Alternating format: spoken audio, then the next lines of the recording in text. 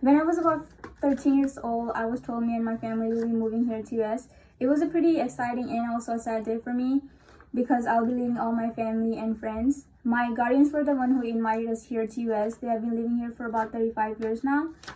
They wanted a better job for my dad, good education for me and my brother, and just a better life in general. My parents started doing all the paperwork, mostly my dad. My dad had a little bit of education where my mom did not have any education at all. I was in 9th grade that time and my brother was in 5th grade. We were all working towards getting our passport and visa done, even though it was very hard for my family because they had to go back and forth and give the papers where they needed to give it to. A couple weeks before we had our flight, we decided to visit our family. June 4, 2017 was the day of our flight. It was my first flight and I was very nervous. My family was also very highly strung. We ate breakfast. We went to the airport. As we were getting closer to the boarding, my heart was racing as fast as a train. Even after all the anxiousness, everything went fine. We got on the plane, had a positive mindset that everything will be fine. We saw the view at night. We also saw a sunset from the sky, which was the very best experience I've ever had. We landed in Taiwan on the night of June 4, 2017.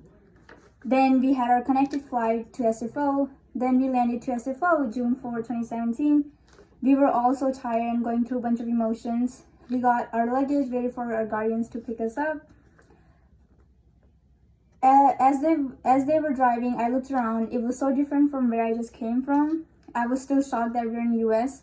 Even though it was June, the weather for me was like a December winter, a very cold night. We came home. I found out that houses here are made of wood. And I found a bunch of other facts about the state as we were eating dinner. Next morning, I looked around the house. It was just like the movies. A couple weeks after my dad, he got a job in my guardian's factory. My brother and I were learning English at home from my guardian. It was the hardest thing I've ever experienced.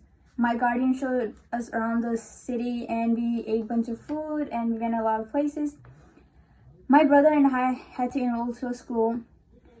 He was going to be in 4th grade and I was going to be taken into 8th grade. August 14 was our first day of school. Being in a whole different country and not knowing any English was pretty hard. I was very lonely in school because I couldn't communicate. It was almost felt like impossible to live here without knowing any English. I went home crying almost every day. I talked to my parents and family members and they told me either I can go back to 6th grade in the same school or transfer school. I told them I can't go back to 6th grade. Coming from 9th grade to 8th grade was pretty enough for me.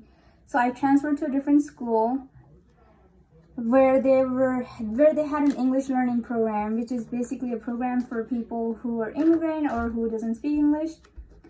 I went there on my first day. It was a lot better. I saw so many people speaking different languages. I was more comfortable and I made a lot of friends.